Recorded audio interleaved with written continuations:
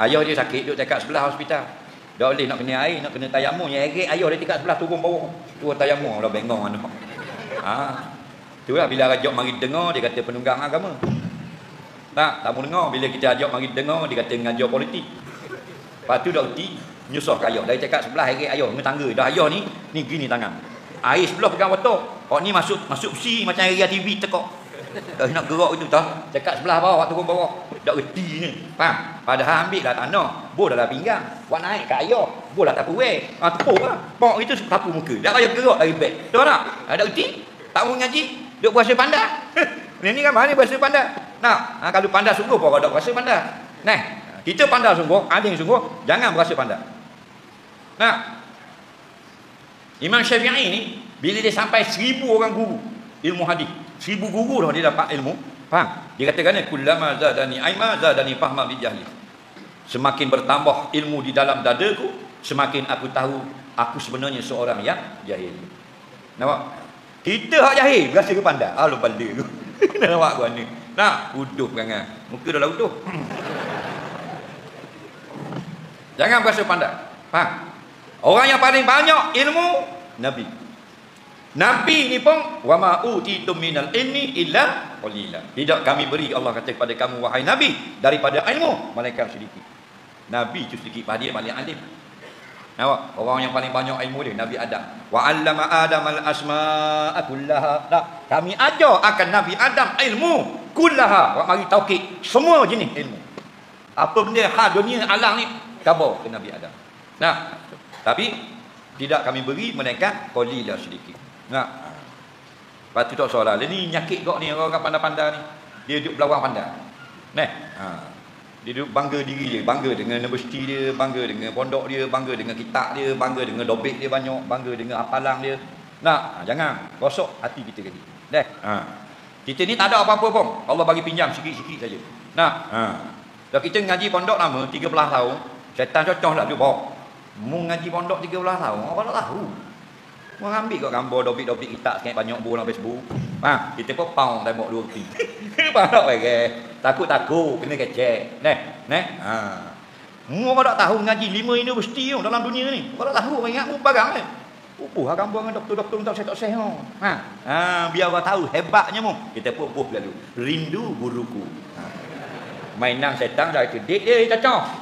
Ni nak mampu kita. Akhirnya kita jadi apa? Haba'an mansura, debu yang ditiup angin diperdayakan oleh iblis. Nah, molek dah, susuk molek dah. Nak badak tahu dah kita ni alim. Ni cocok suruh khabar. Nah, kita puasa badak tahu dah, kita mayang tajuk badak tahu dah. Nah, setan cocok syekh. Mu tajuk malam-malam tak ada orang lawang dah seminar ni. Mu tulis kau sekali buat status yang mu tu tajuk. Dia pun tergoda. Tulis dalam Facebook. Semalam pukul 3 pagi kau buat peti sampai gegar atas. Ana tengah tahajud. Nampak? Mainan. Tapi itu bukan ubat seminar, orang air putih. Kita tengok pula kitab pelita penuntut muka surat 16 di tengah-tengah kata pengarang, kata perhamba yakni saya bahawasanya dihikayatkan perkataan tuan guru wahid ayat yang ada mengajar dalam Masjidil Haram sekarang bahawasanya 20 tahun itu belum lama dan panjang masa lama lagi. Dan dihikayatkan pula perkataan Sayyid Amin daripada ulama Arab yang mengajar dalam Masjidil Haram juga sekarang bahawasanya sekurang-kurangnya masa menuntut ilmu itu 40 tahun. Allahu Rabbi. Batulah belajar kitab-kitab gini kita imsak.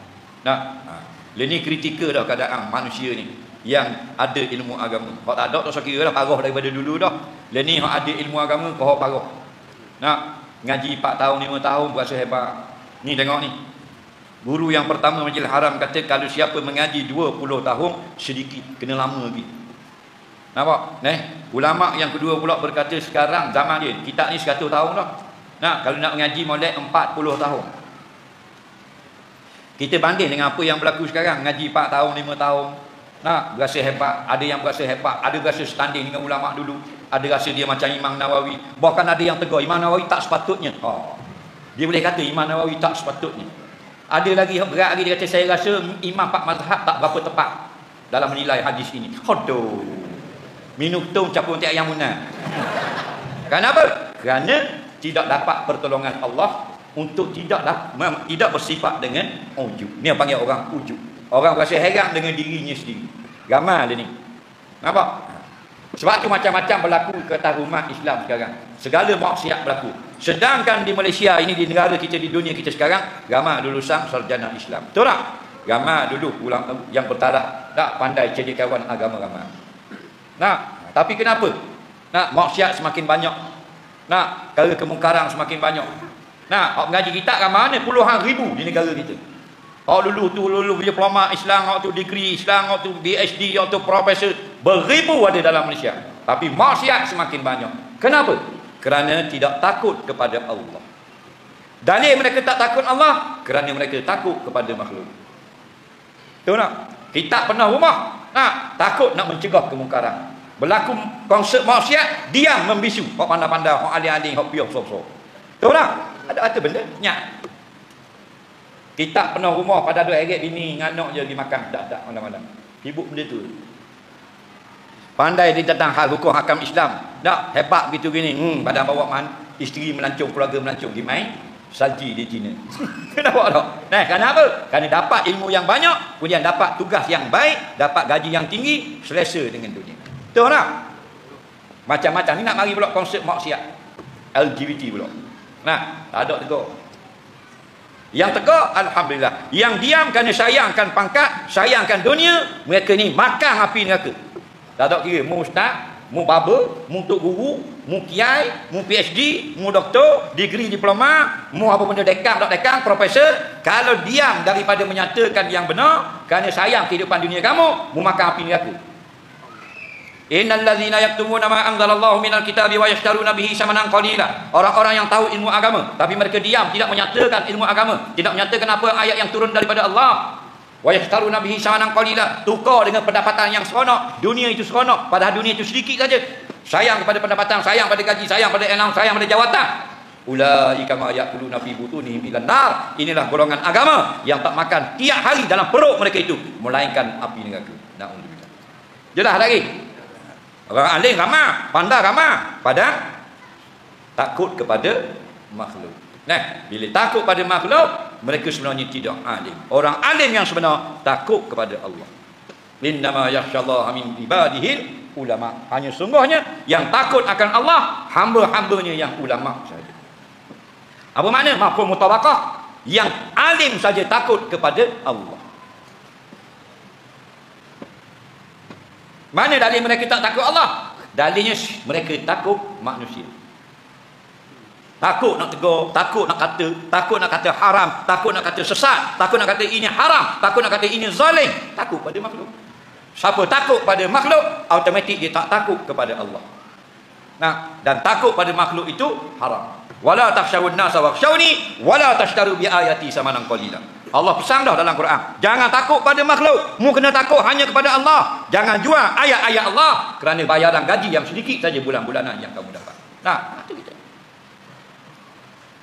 Dulu zaman Haji Abdul Rahman Limbung juang Islam, tak ingat? Mana ada kitab penuh rumah. Nampak? Tapi bangun berjihad menentang kezaliman. Nampak? Itu betul. Kenapa? Kerana takut kepada Allah. Kenapa? Bila takut pada Allah, tak takut pada manusia. Bila takut pada manusia, tak takut kepada Allah. Gitu saja. 40 tahun mengaji, dia kata. Maka nyatalah daripada ini bahawasanya kebanyakan orang sekarang yang menuntut dalam 4-5 tahun saja, atau 8 tahun, atau 10 atau 15 tahun, dan mendakwa ia akan dirinya alim, dan meninggal ia akan ijtima', tak ikut akan ijma' ulama', dan berjumuk kira pada menghukumkan suatu hukum istimewa pula, mendakwa akan dirinya mujtahid, dakwa dia pandai, dakwa dia pakar hadis, dakwa dia pakar fiqh, dakwa dia ulama besar, dakwa saja. Ngaji 4 tahun ya. Nak orang Perak duduk lahir di kampung Lubuk Merbau, daripada Gerik nak pergi ke Kuala Kangsar, Lubuk Merbau belah kanan. Dia itu di kampung Lubuk Merbau. Lahirnya seorang ulama di situ. Pergi belajar di Mekah, di Mesir. Lama mana dia mengaji? 59 tahun masa talaki saja. Dia meninggal umur 90. Syekh Idris Al-Marbawi, orang Lubuk Merbau. Syekh Idris Al-Marbawi duduk di Mesir. Ada kilang cetak kitab di Mesir. Mengaji ni saja 59 tahun daripada umur 5 tahun. Ngaji saja. Ni kalau 40 tau. Ada. Betul tak orang Malaysia? Dipanggil oleh kerajaan Malaysia balik ke Malaysia, nak tunjuk pada dunia ini ulama hebat kelas dunia, rupanya anak Melayu duduk di Mesir, dia balik. Orang suruh dia ucap cerita tentang ilmu yang banyak, dia kata gua ni, Assalamualaikum warahmatullahi wabarakatuh. Inni la a'lamu syai'a. Assalamualaikum. Sesungguhnya aku tidak ada ilmu sedikit pun. Assalamualaikum. Nah. Kita 4 tahun ngaji. Nah, oh saya rasa Imam Syafi'i salah kalau ni. Saya rasa Imam Maliki tak berapa tepat. Imam Ghazali tak pandai ilmu hadis. Orang ni. Kenapa? Kerana hati mereka itu sudah diperdaya oleh syaitan. Nah, orang alim lagi banyak ilmunya, lagi merendah diri. Dia gitu eh. Siapa rendah diri, mu nak rebah dia tak rebah. Muak mana pun tak akan rebah. Nah, Imam Hanafi, Imam Maliki, Imam Hanbali, Imam Syafi'i kan baru ni. Bukan zaman Syekh Daud Patani, itu baru 300 tahun. Bukan zaman Imam Ghazali, baru 1000 tahun. 1300 tahun tau. Imam Hanafi lahir 80 Hijrah. Imam Maliki lahir 93 Hijrah. Imam Syafi'i lahir 150 Hijrah. Imam Hanbali muridnya lahir 163 Hijrah. Semua ni mati sudah 1200 tahun. Tapi nama orang sebut sampai sekarang, kitab dia orang ngaji sampai learning. Tahu tak? Tak usah kata dalam kitab turah dalam internet ada kitab dia. Tak usah kata Word dokumen, PDF ada. Nah, kenapa Allah muliakan dia? Kerana mereka 4 orang ni sangat rendah diri. Nampak? Nah. Kita besar diri, agung diri, berasa pandai dan sebagainya. Dah mati orang hina dah. Orang pandai berapa? Nah, dah mati. Kalau mati, jangan. Nampak? Tak ada rugi rendah diri. Nah, muliakan ulama dulu-dulu. Kita berasa orang lain lebih hebat daripada kita. Nah,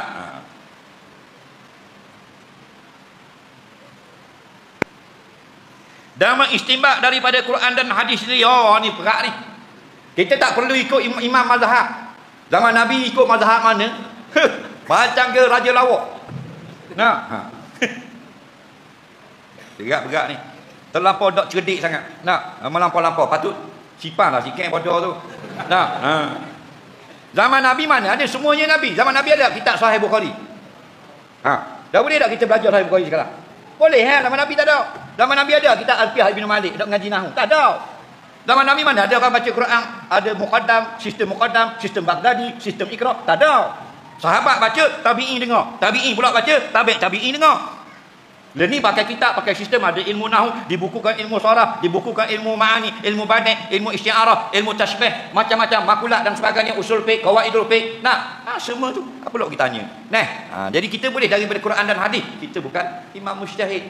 Bukan kata tak boleh, tak nak ikut mazhab boleh, tapi ulama ikut kita. Macam Imam Syafi'i, Imam Hanafi, dia bawa mazhab dia, pandangan dia. Imam Malik bawa pandangan dia daripada guru-guru dia. Kita boleh tak nak jadi macam Imam Malik? Tak ikut. Imam Malik tak ikut tak mazhab Hanafi? Tak ikut. Imam Malik ikut tak mazhab Syafi'i? Tak ikut. Dan dia mazhab dia lah. Usul fiqh dia, qawaid dia. Kenapa? Kerana ulama-ulama dunia ikut dia. Jadi siapa dalam Pasir Mina ni yang tak nak ikut mazhab, boleh. Apa syaratnya? Ulama dunia ikutmu. Cuma bangun. Hak mana sekor aku nak tengok? Ulama dunia ikutmu. Bangun Ada? Faham lagi bukan tak boleh. Saya tak nak ikut mazhab, boleh. Tapi ulama dunia ikutmu. Mu ada ulama dunia ikutmu, anakmu dah ikutmu. Maka iaitu semata-mata hawa nafsu saja agah. Hawa lagi nafsu, agah lagi maknanya bodoh sombong. Agah ni bodoh sombong. Tak reti nak tunjuk pandai. Ada pula kelas zaman learning tak mau ikut ulama, nak ikut Quran dan hadis. Memanglah orang ikut Quran hadis, tapi dengan penjelasan ulama tu perlu. Kita nak tengok tafsir, kena tengok perkataan ulama tafsir, bukan mu sendiri tafsir, mu ikut syekh. Memang kita nakkan hadis, tapi yang menjelaskan hadis itu ulama. Kalau dalam bab takhrij hadis perlukan ulama. Nak mensahihkan hadis, hasan ke sahih ke, maqtu' ke, marfu' ke, mauquf ke apa ke, perlukan ulama. Itu maksudnya. Faham? Jadi kita perlu memang tertinggi Quran dan hadis. Cuma kita ikut Quran dan hadis ni dengan penjelasan ulama. Faham? Itu panggil bermazhab. Ulama yang jelaskan, yang terangkan, kerana kita tak faham. Nah. Tarikh beranak pun tak tahu.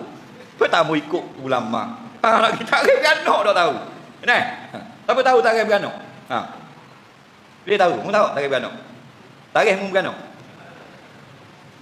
Berapa? Bukan bulan hijrah. Tak tahu tak? Dah. Faham lagi? Tarikh kita beranak, kita tak tahu, tak mau ikut ulama. Alah bala tu. Dah kata hal lain, tak nak terang Quran, nak tafsir Quran, nak syarah hadis. Nah, tarikh kita beranak tak tahu. Mau tahu tarikh beranak? Bulan hijrah tahu? Tak tahu dah. Tak usah cakap banyak ah. Nah, mana benda yang simple, basic, kita tak tahu benda tak. Itulah manusia pada hari ini. Nah, hanyalah hawa, iaitu nafsu, agah saja, belagak saja, tiada suatu apa-apa pada hakikatnya, kosong saja, cakap besar saja, tak mau ikut ulama, tak mau ikut mazhab, hakikatnya kosong. Wallahu a'lam.